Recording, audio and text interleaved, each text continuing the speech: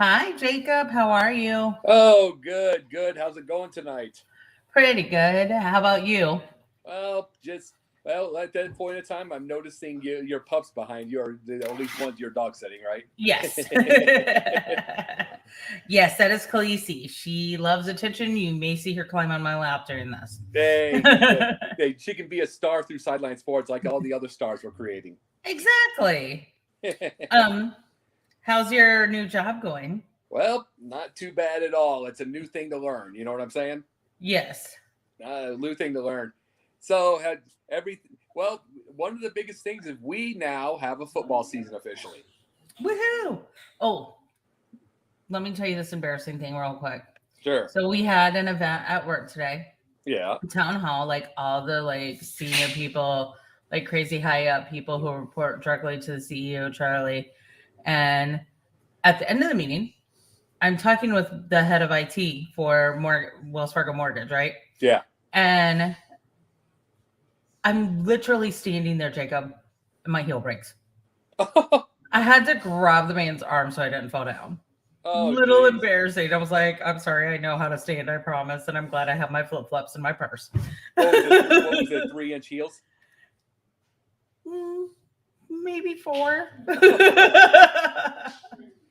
What are you about 5'5" or something? I'm about 5'8". Yeah. But... so you wanted to tower over them. I like towering over people. It's fun. Hey, you have no chance with me. I'm 6'3".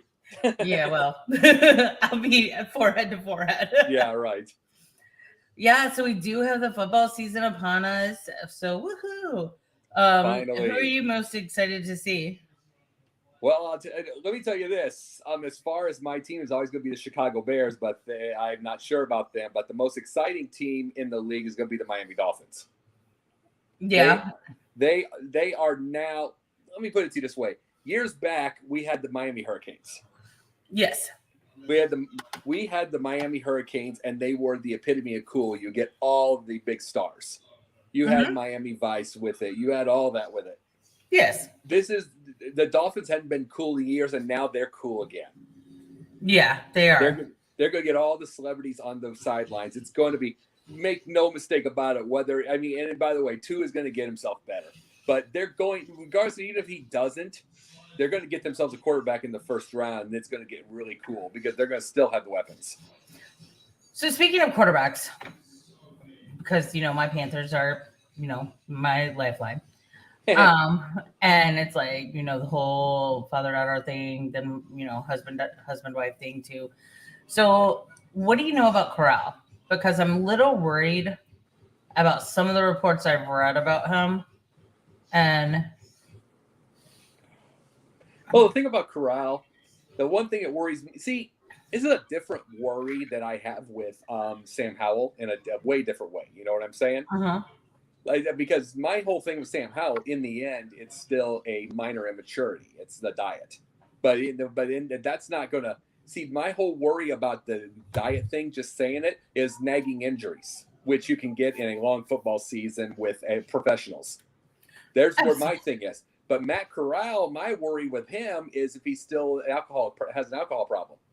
That's a different type of immaturity altogether. Exactly, and that's my concern. And when I was being tested for ADHD, and I don't tell this very often, but I had told the psychologist, I'm like, there's 2 classes you don't pull me out of for these testings, and that's my AP Bio or my AP History. Right. And first class of the day, last class of the day. Any other time, we're cool, whatever. But those are the classes I need to be focused in. Yeah. Dude pulls me out during AP Bio, and then the next day during AP History. Okay. So one of the times he asked me if I'd ever seen aliens. I looked at him. I came up with this whole story. I named my fake alien friend Fred. Gave him this whole long story, went into detail, but it was believable enough because I knew how to pretend like I was telling the truth. And he goes, "Are you serious?" And then I go, "No, but I seriously told you not to pull me out of AP Bio or AP History, and you did both." Right. It's like, are you kidding me? No, we're gonna have a sideline sports movie about Fred, and it's gonna be played by JB. The birthday boy, JB Ellis in the house. Hey, it'll be played by JB. He's got the hair for it. Right. He's gonna get you. Yeah. Hey, he's a pretend Brooklyn guy or something. I don't know. Right. No, but I'll tell you this. It's like the thing about my Bears is I brought this stuff up over and over and over till the lips turned blue. Right. That this was going to happen. I brought it up. Don't play Fields. It was enough that he got drafted and Trubisky was gone. Now, mind you, Fields is better than Trubisky. He's better. But yeah. It's one thing to do that when there was really nothing wrong. I mean, there was nothing wrong that getting a new coach wouldn't have solved. I mean, they were still moving the ball with the guy. It's not like it's not like this is the flashiest player in the whole wide world. I mean, he does some flashy plays, but it's not like he's going to be the biggest winner, but you can do enough with him until you find something. There was nothing wrong with the thing. So you draft Fields, and then, okay, so guess what? You draft Fields. Okay, there it is. Don't play him a year. Don't play him near Nagy. They played 10 games. 10 games. He's 2-8. Don't think people understand the ramifications of this. 2023 is going to be loaded. Yes. You're going to have a brand spanking new. Either you're going to have the same ownership that's close to being sold, or you're going to have this a brand spanking new ownership that's going to want to win now. And it's going to be a loaded draft class with quarterbacks. Oh, absolutely. I know my girlfriend Sydney. Hey, Sydney, if you're watching. I know she is she's a huge Panthers fan, like I am, but she loves Bryce Young. So, and she and I both talked about Sam Howell. Personally, I still think it was probably tongue in cheek what he was saying, but because if anybody really thinks Mac Brown and UNC is gonna let a starting quarterback just eat chicken nuggets and mac and cheese or whatever it was, I mean, people joke. Sometimes it's inappropriate. I made an inappropriate comment to my boss's boss today. So, because I was trying to be funny, but it was stupid. But that's why I think that there's more to it. I still think, and I know you and I have disagreed with this, Sam Howell's the sleeper quarterback of this NFL. Hey, to me, I'm just saying this, I do believe, because he has said it himself over and over. I believe if he grows up with his diet and hell, go vegan like Cam. Yeah. Do anything just to get an adult diet, act like an adult, do all that. I will completely agree with you because he's got the arm. Yeah, he's got the arm. He's got the motion. He's got the footwork. Yes. Because, I mean, where I live. I'm very fortunate where I live. And I've spoken with players who have played with him like in the off season and just practicing mechanics and things. And they're like, no, he's good. Like, he's legit good. Yeah. And just bringing that up, he is legit good. But the issue that I have, 2 issues I have. Number one, it's like if he doesn't have any more immaturity other than the diet, you're going to get nagging injuries. Because on a 16-game season with all the hard work you put in, you have to have the diet proper. You do, especially at that level. And I mean, because at the end of the day, it's just not enough calories. Yeah. It's not healthy. I mean, it's not healthy for anybody. And number 2, if there's something worse, you ask yourself, is there anything else immature in his life? That's the worst case. Best case is the injuries. That's just the whole thing I'm bringing up with it, because I'm not bringing up his talent. His talent's amazing. Yeah. But bring back to about the Fields situation. There's going to be a loaded draft class, the possible new ownership or near it. And or near it at that time frame. You're going to want to win right now, and you're getting yourself into the stadium probably because you have Arlington Park. Right. You're getting everything ready. you want to know what you can get fast for someone with the talent of Fields who has a real losing record, and you can get a bunch of draft picks for that to try to build your team back. But it didn't have this mindset doesn't have to happen. Everybody, you have 50% of the pundits and Bears fans both that think he's done for and they quit on him, and the other half thinks he's the bee's knees. But you could see this coming when it was 100% of everything. You could see this coming, though, because they wanted to play him because they love their fantasy football. Yeah. Have patience. He starts the year 0-0 with a new system. And the new system with a rebuilding team. He could have had plenty of everything, and then he goes in with a contract. Instead, he has to play for his life, and he has to play the season of his life, which is not fair. No, it's not fair. It isn't fair. Go ahead. It's just not. I mean, Fields is in a losing situation, but I think you've nailed it on the head multiple times. I know how much you love your Bears, and I know how frustrated you are with the front office and the ownership. And the fans. I feel your pain. I feel your pain. Why the fans? Oh, 15 years. 15 years and over. I mean, the Bears will have a situation where they're in good shape. They'll be fine. It's like that they have, you have Kyle Orton. Not prettiest in the whole wide world, but you have a defense. You got a great running game, and Orton doesn't make a ton of mistakes. We want the pretty ball of Rex Grossman. He's so pretty. Oh, it looks so beautiful. 5 turnovers in the Super Bowl. All those things. The 4 interceptions against Arizona, and then all the other games, the up and down. Everything because it's pretty. Right. Oh, we want Cedric Benson. We want him. He's the number 1. Trey Thomas Jones, who was the Super Bowl. He was that. And that was the thing. Then you keep going and keep going. Oh, my God, Orton's still not pretty. Go get Jay Cutler. You know the rest there. I mean, it just goes on and on and on. And I can keep telling these stories. The front office listens to them too much. You think the front office listens to the fans? Way too much. Because I wish my front office would listen to the fans a little bit more and get rid of Rule. Oh, no, our fans are stupid. The Bears fans are absolutely stupid. And it's like when the Bears have the rare time where things are going well, they want it looking prettier so that they can have this other QB1 in fantasy. That's what they want. They want to look pretty. They want to look. In the end, it's about winning. And then it does. If the Bears are winning, then they want something prettier. And then it ends up ruining the damn team. Mm-hmm. And I have no problem. I've always said replace Trubisky with someone proper. Fields is proper. Where did Trubisky end up? Pittsburgh.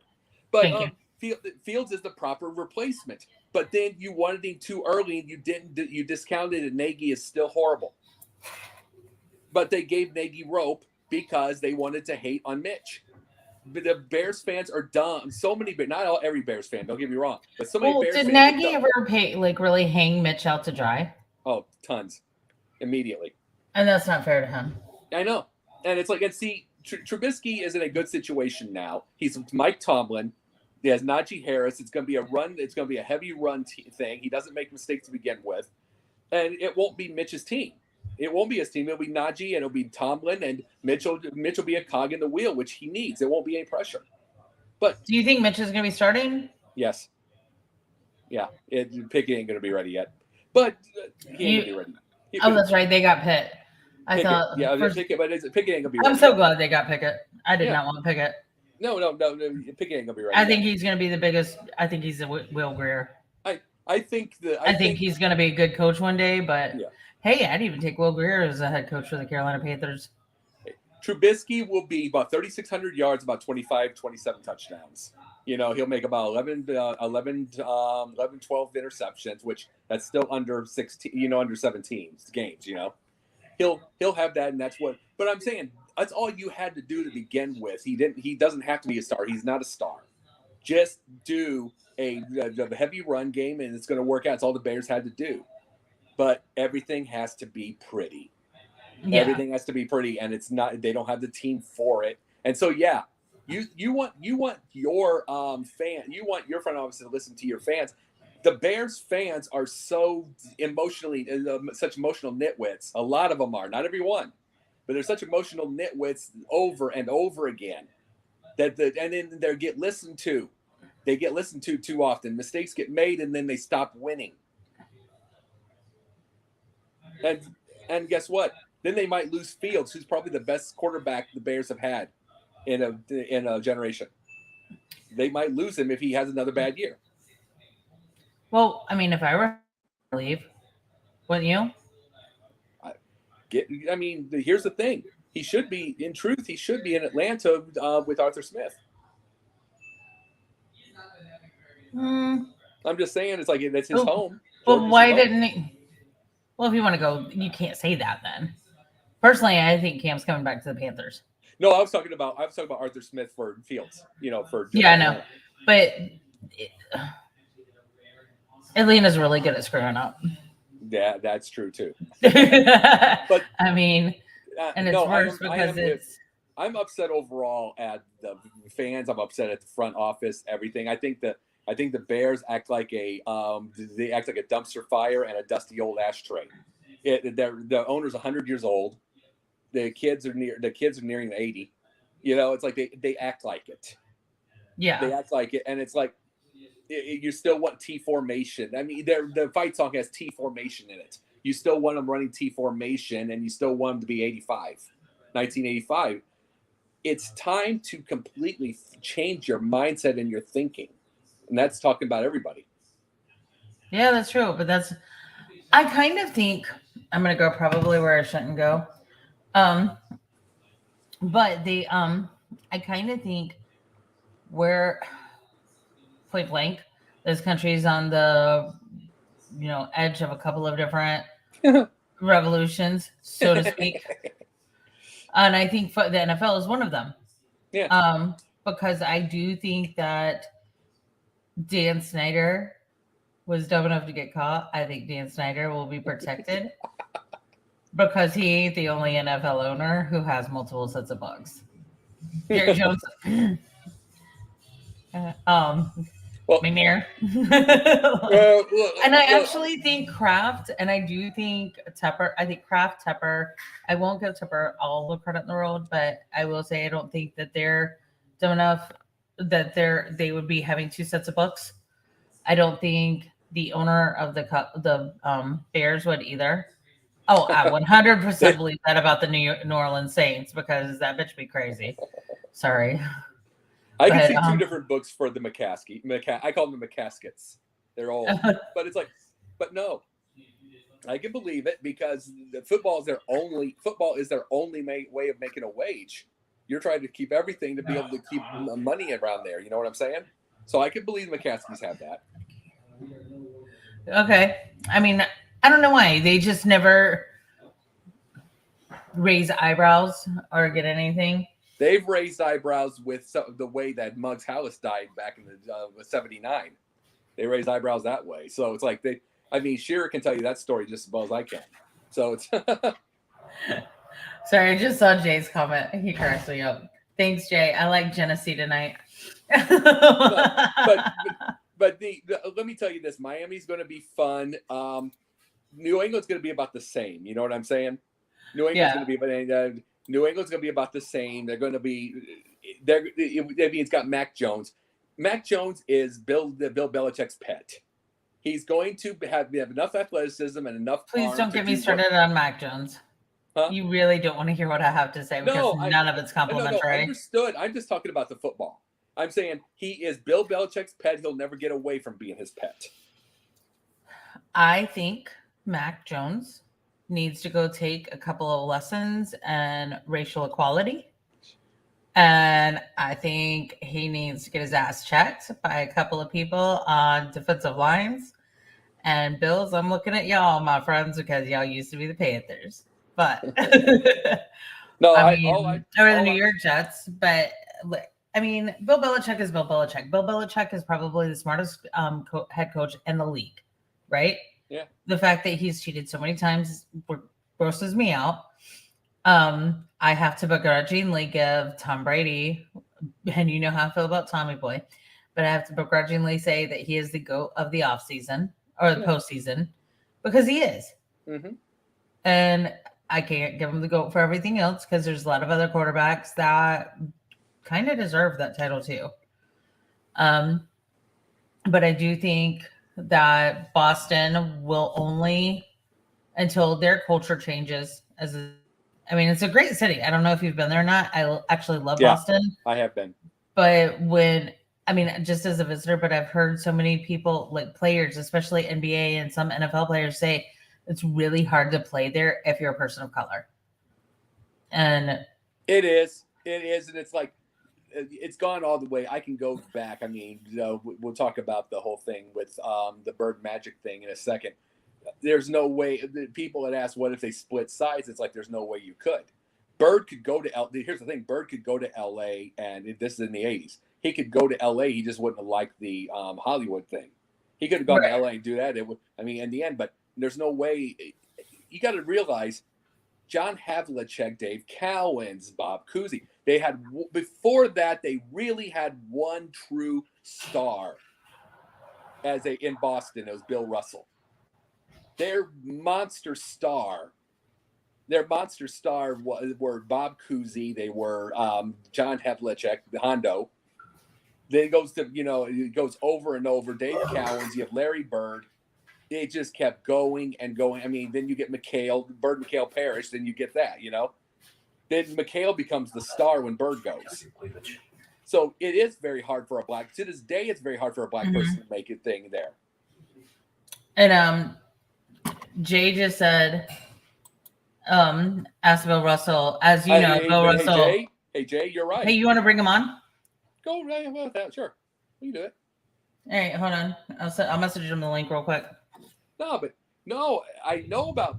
I've read his thing about that. I'm just saying he was the one star that they were. And they were horrible. They were horrible to him, but he was the one star. Everybody else, look at the names. You get my point there, Jen. Yeah, I get your point. Just sent. Hey Jay, I just sent you the link in Messenger. Yeah. The hero. No, I know what Boston did, and it's like we know what the heroes were. Is my point. Yeah, it's like, we do. We know the heroes were, and it is very. I mean, Cam had his. You know what I'm saying? Well, and that started. So Matt, I don't know if you know this or not, but Cam started out in New England before he got COVID. He came on really, really, really, really late, and then like right before training started, OTA started, and minicamp. Then, so he barely had time to learn the playbook. Then he actually did really well. Then he got COVID. After he got COVID, came back. He actually admitted that he was still had foggy brain, because foggy brain is a real thing. And I'm bringing Jacob Christner. I can't read the rest. What up? Hey. Now I know where Harden is tonight. No. Yeah. Well, we can't be two places. We can't be two places at one time. No. Hey, then, look, hey, we have a reverse Wi-Fi signal with us. Look at you, look at me, look at her. There we go. Yeah. Absolutely. No, I'll tell you this, Jay. You're completely correct. All I meant was Boston and all those years. I know what that Bill couldn't afford to hightail it out of there. You're correct. I wasn't saying that part. What I was saying is they literally allowed one black star for a lot of years. I'm saying you had Bill Russell, but then guess what? Bob Cousy before that. Then you go Havlicek, you go Cowens, Bird, McHale after Bird for that year, and then and then you had a shot with it with Reggie Lewis, and then he died. Right. I mean, it took a long time to be able to get that, but they really have a hard time to this day getting a black star in Boston. Actually, you skipped over one potential black star, Len Bias. Yeah. But look at the gap between Bill Russell and how many decades before there was another black star in Boston. Yeah. Or even just a black main player. Who was next after that? Parrish? Yeah. Would you consider Parrish a star? He would have been. Here's the truth. He would have been if Bird wasn't. Yes, because at the time period where the offenses were generally centered around the center, where they were the focal point of offense was Bird. Here's the thing about Larry, though. Larry made it easier for the black players there because he did play like one. Mm-hmm. And he played like one. And then, so for every of the white fans that were over there, they could easily say something like, well, see, we have our magic. They could, I mean, because Bird made some of them amazing passes. He made some of the just amazing plays. Bird played street ball. Huh? He played street ball style. Yeah. I mean, Bird is the one guy could have gone to Rucker. He's the one white guy could go into Rucker and then play it. He could. And yeah, absolutely. I mean, as much as because Magic Johnson to me is the greatest passer of basketball ever. The dude was Peyton Manning before Peyton Manning and in another sport. You know what I mean? You talk about a true quarterback. That was Magic. You know, however, Bird has had his share of WTF passes. Like, whoa, what's going on? You know, and everybody talks about LeBron's IQ, and it's the best, if not one of the best in history. Bird's IQ was in the clouds. Well, let me explain this part. Okay, hold on. Let me interrupt you. Go ahead. I'm going to go on my haterade for Mr. James there because his IQ goes by the wayside to me because he gives up on his team.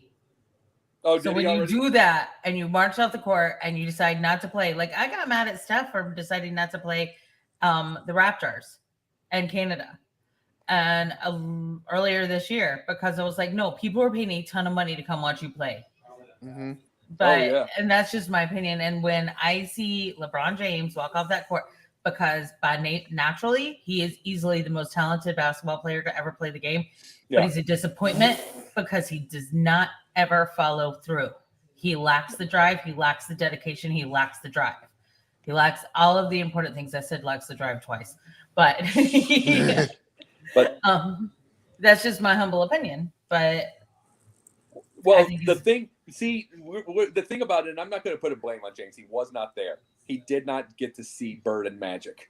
He's gotten to see LeBron, and to LeBron's credit, he's got a huge IQ. Mm-hmm. To that credit, but you have to be there watching. You have to go past the short shorts and the grainy footage if you want to be able to watch 7 games of the 84 series. Some of the greatest basketball you will ever see alive. Yes. And it's like, you have to be there to understand it. It's like, and like I said, you have to look past the grainy footage and look past the short shorts. You just have to.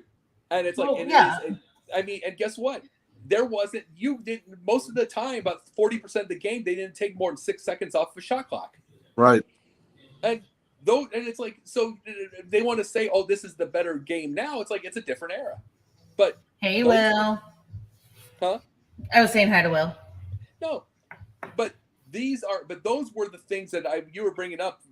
You were bringing up the thing about it being Len Bias, if it would have been Len Bias. Well, I want to go back to why I wanted Jay to come on. So, Jay, what else do you know about Bill Russell and wanting to hightail it so quickly out of Boston? Because I really don't know that much. So, like, since you brought it up, I'd like to hear what you have to say. Boy, he's right, too. I mean, Bill Russell has put it out there on numerous occasions of how racist Boston could really be at that time period. And still is. You know, and still is. And the fact that it was almost like the fact that he won them 11 titles, like, didn't matter. And I mean, just really sit back and think about that for a second. It's like, thanks for the titles and all, but you're still black. I mean, that's pretty messed up, you know. Mm-hmm. But he retired. He couldn't wait to get out of there. And when he put out these interviews and everything in which he was speaking on it, Bostonians were like, "Oh, he's just bitter. He's just bitter." No, he's speaking about what he went through at that time period. Yeah. What does he have to be bitter about? He won 11 championships.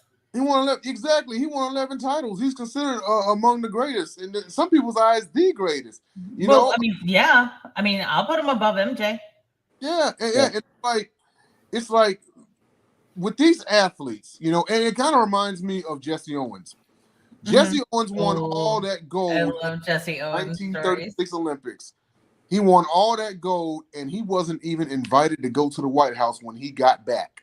He didn't get an invite until 20 years later. And even then, he couldn't go the main route he had to go the other route. You know, That's jacked up. I didn't know about that because absolutely. he also did a lot of really good things during the Olympics too, and helped one of the German runners do win a medal. Win a medal. Yeah, absolutely. You know, and it. I mean, just an all around good dude, and he helped out his brothers, like legitimate, like his brothers in training. He helped them out.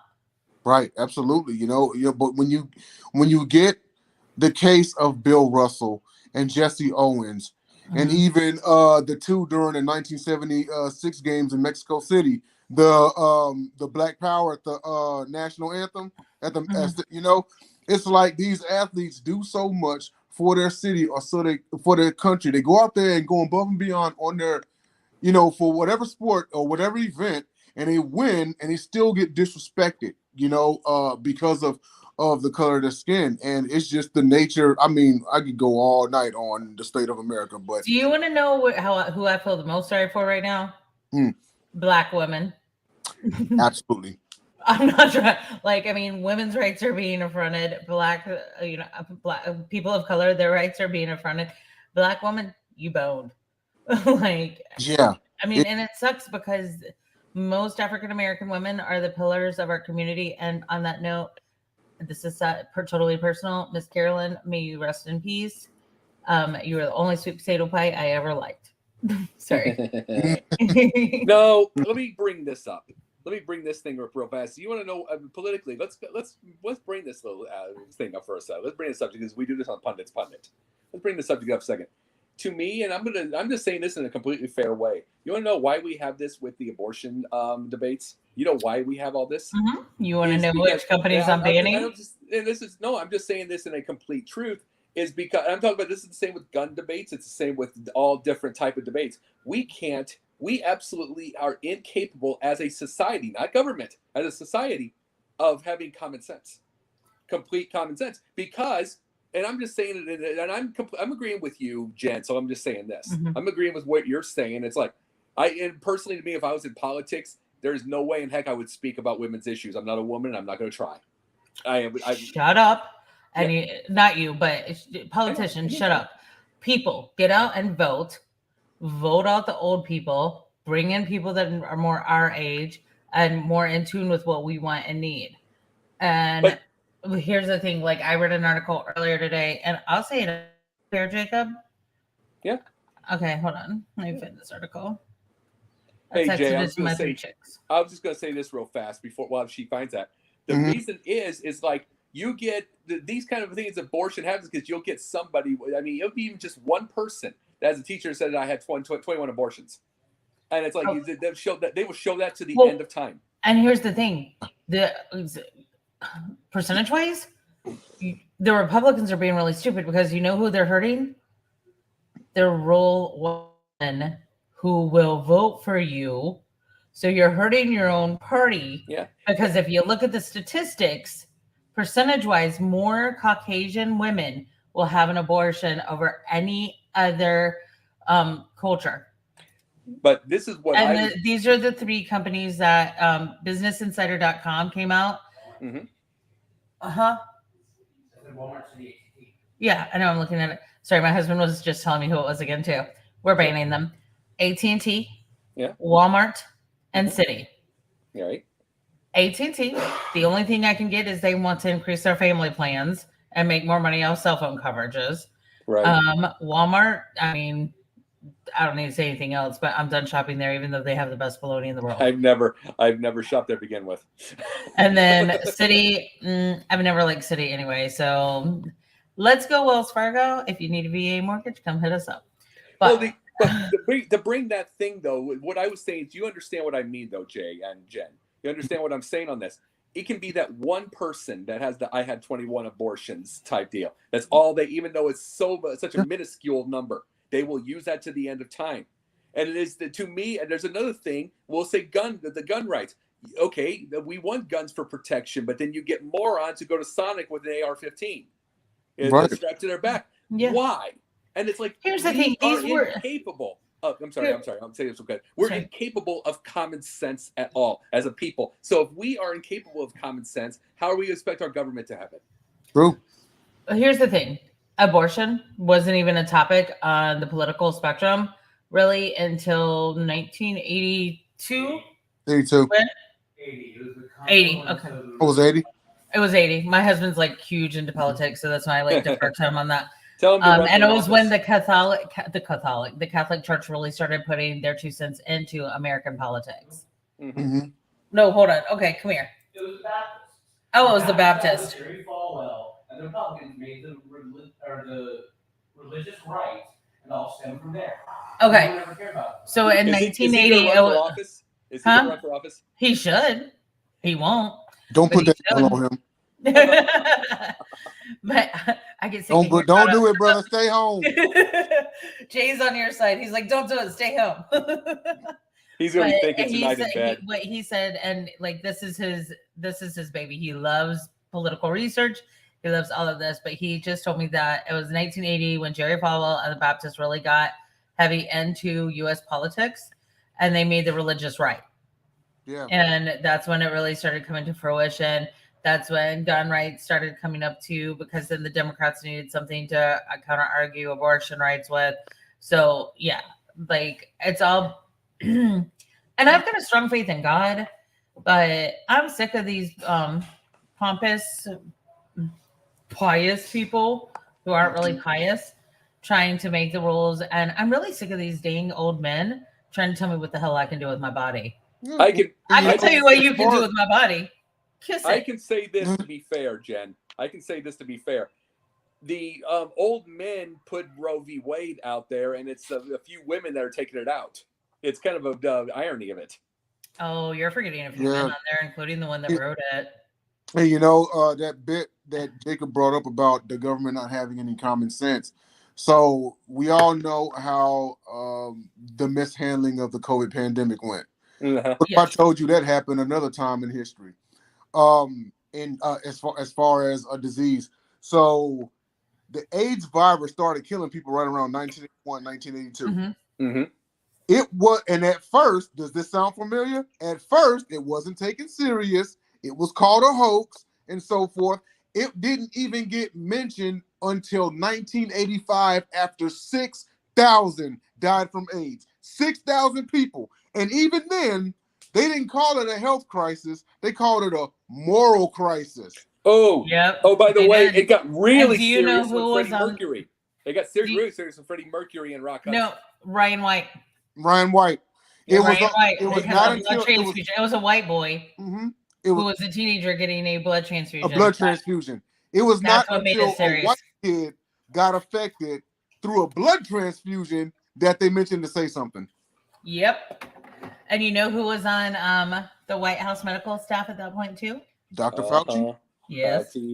Dr. Fauci. And so like even I knew like some of the rumors, I'm sure they're so abrasive and crass. I won't even repeat them from when like I was younger, what was going around about what started the AIDS crisis.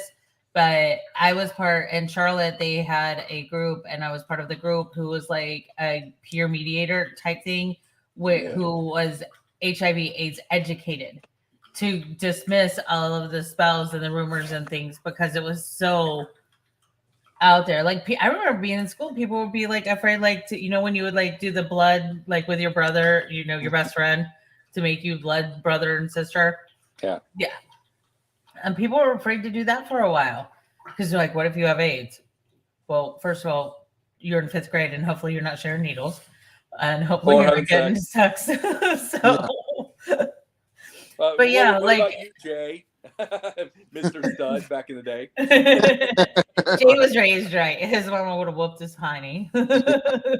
He definitely would have skinned me. But no, the thing, let me say this. I'm saying this part right now. My politics are pretty right of center, but I don't think I have any friends because I bring this out.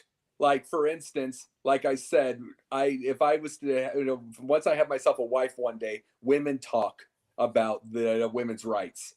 In my thing, if I would ever be in politics, I'm not touching the subject with a 10-foot pole. I'm not a woman. I don't know what it's like. Never been in there, and I am not like on a CK where I'm a pregnant man, like on Calvin Klein. I am none of that. It's like I don't know what it's like to be a woman, and I'm not going to talk about it. Well, End and of story. then people are forgetting this is also going to affect Title IX. Mhm. This is also going to affect women in sports. There's Well, also This Title is IX laws is in and place. STEM. Title IX And- getting affected by men getting into women's sports and saying there's a women. That's going to get affected on it. Well, that's a whole other topic, and I personally feel that there needs to be a third area of sports, Yes. just to make things even Steven. But I don't want to go down that road tonight because we only have 15 minutes. And we can talk 20, a lot. but yeah, 20, but yeah. They Stay on though, Jay. Stay on. yeah, Mhm. Jay, you can't leave us. But they but it's going to affect everything. And that's what they don't get.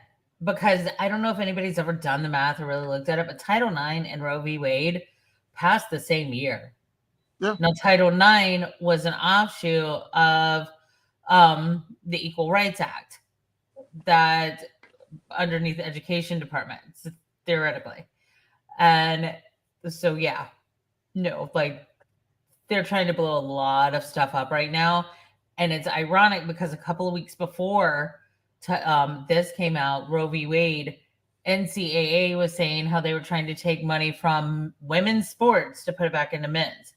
Now, I get that. To me, I feel like some money needs to be more evenly dispersed, but that needs to come from the boosters.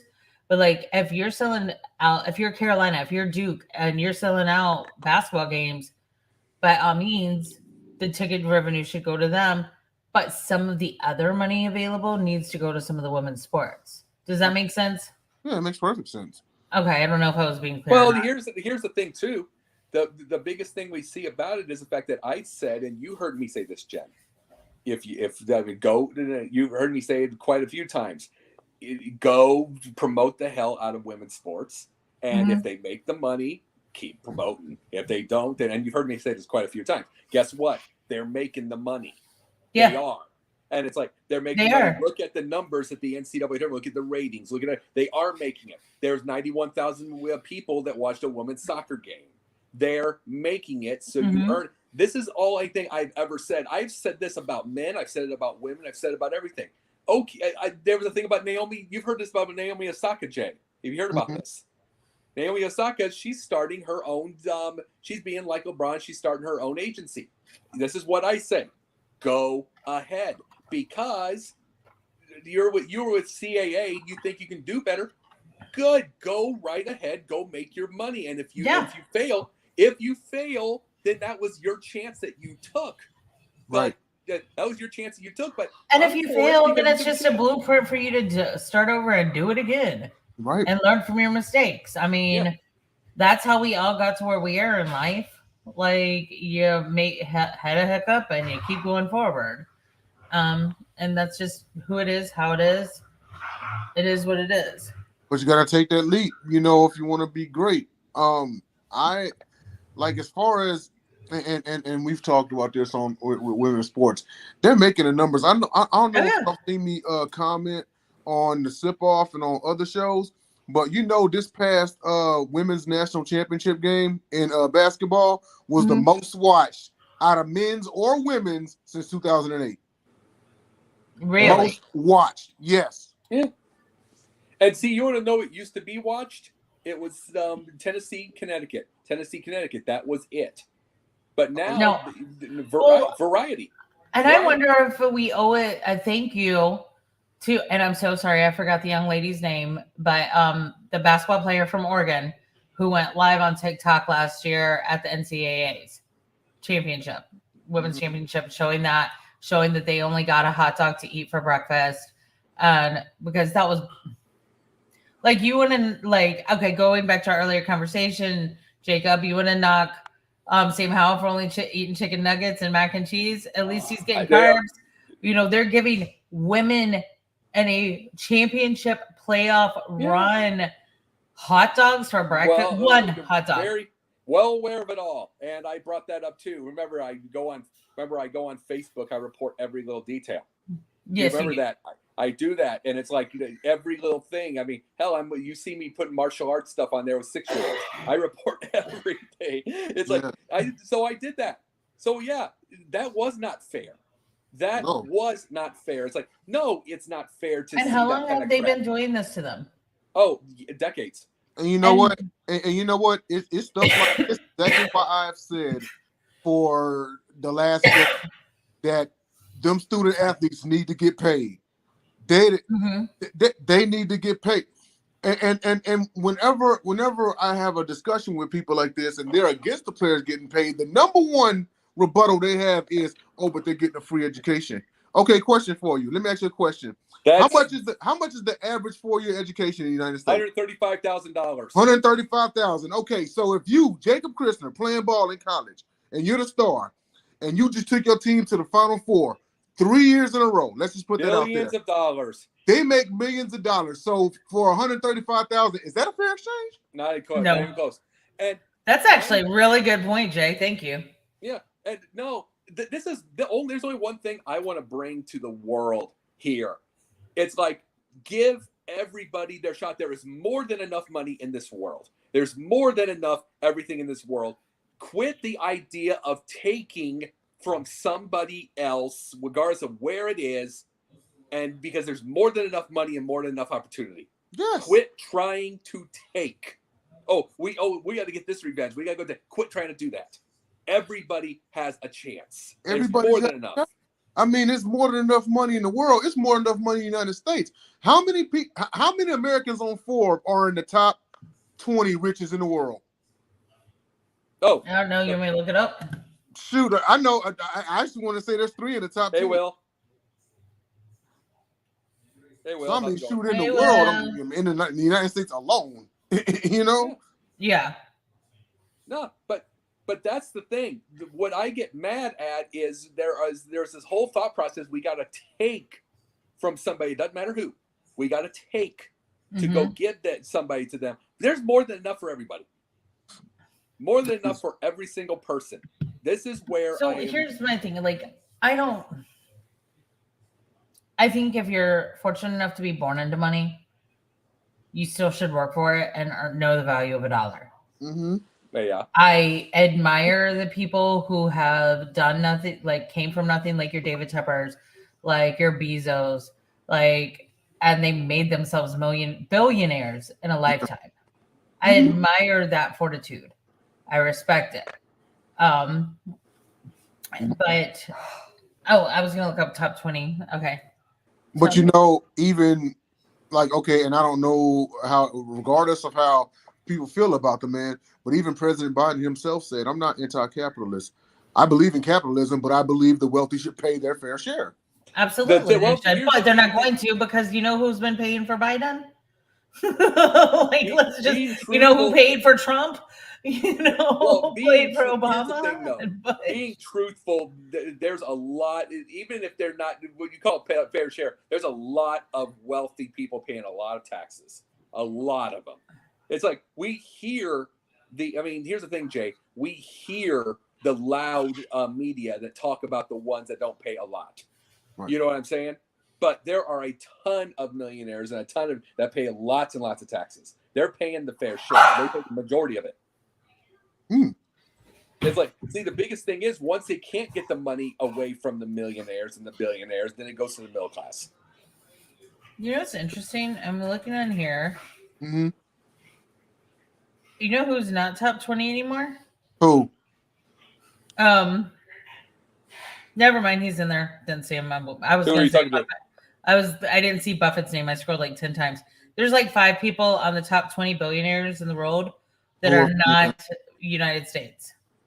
That are from the United States? That are not.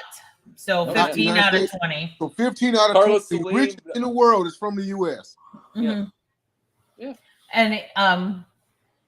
And they left off the richest one. He's definitely not from the U.S. No. And you know what? That's crazy because that's Putin. I want to say about 10 years ago, it was hardly any Americans in that top 20.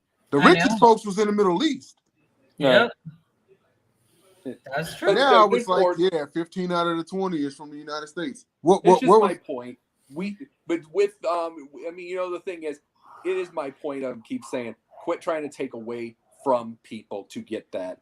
There is more than enough for everyone, and there are situations now that there are going to be a new wealth of a thing of riches. We're going to have to take away. There's people that want to take away from the men's game. Here's the thing. No. This is what I want to take away. I want to take away the racism. I want to take away the sexism. Good. I want to take away the misogyny, because whatever's a third of an inch thick, it doesn't matter. It doesn't freaking matter. It's a third of an inch thick. I like Jay because Jay's a freaking cool dude. I like you because you're a cool dude, and I can yell at when you're being a numbskull. And y'all can yell at me often, too. But not too often, though. At the end of the day, we've got to see how all this is going to impact sports, and not just women's sports. Hey! Sorry, guys. The ratings are the dogs. Yes. Like they just got into a little dog fight. The dogs are the ratings of the show. Everyone hear them bark. I think this is my last week dog sitting. I'm pretty sure it is. But that's what we have to focus on, and we have to focus on bringing that equality back. Like I feel like Trump took what a schism was on racial divide, that because I feel like we kind of come together, especially under 9/11. I feel like it started, coming apart again after during Obama's presidency, and then I feel like it got even bigger during Trump, because Trump made so many comments that were uncouth, uncalled for, and downright racist, and he really needed to get Stephen Miller out of his White House. Well, and I'll tell you this, that my thing by itself is like, and I truly don't believe it was helped by Bush. I don't think it was helped by Obama. It really wasn't helped by Trump, and it's not helped here. There's nothing going on. It's just, there just continues to be a schism. And the only thing, my thing is, like, when I was in high school, it wasn't like that. We were taught to respect everyone. We were taught to respect everyone. And we were like, and honestly, in my high school, it was legit like the jocks versus everybody else kind of. It wasn't like, the Hispanic group over here, the Mexican group over here. My eyes were very wide opened up when I moved to New Mexico, because I saw more racism in 6.5 years of living in New Mexico than I ever did in Charlotte. That's crazy. And so, yeah. Do you remember? I'm sorry about this. I'm sorry. Everybody remember Punky Brewster? Yeah. Yeah. I watched the reboot, baby. Oh, yeah. I still need to watch that. But someone made a really good point. Someone made a really good point about it once. I remember her little group was a absolute diversity. But there was a couple of different times you saw a little Chinese kid. You saw a couple boys, couple girls. You have a black girl and white girl being best friends. They had the real diversity. No one gave a rip. This is 1984. We've hit that schism so bad in this time frame to where we're talking about it all the time. No one cared then. I mean, this really wasn't. It's really gotten worse. Well, and think of different strokes too. Like it was a much better diverse. I feel like Golden Spoon, Silver Spoons was like the only, not really. And I'm trying to think back, because even Benson was like all encompassing, and it was just done without a pressure being on there. It was like, oh, okay, he's a good actor. Let's toss him in. They're a good actor, and Different Strokes was a different story, because the whole premise was, a rich white family adopted a poor black kid. So, yeah. But that, that worked out. And I know watching it as a kid, it never was a big thing. And that's how I grew up. So like me, I've never understood, like I know on paper why racism exists, but I've never understood why it exists. Yeah, because they don't understand how people are that stupid or that power hungry. Yeah, never understood. Some of these shows that we, came up on, they had, what was the tough episodes.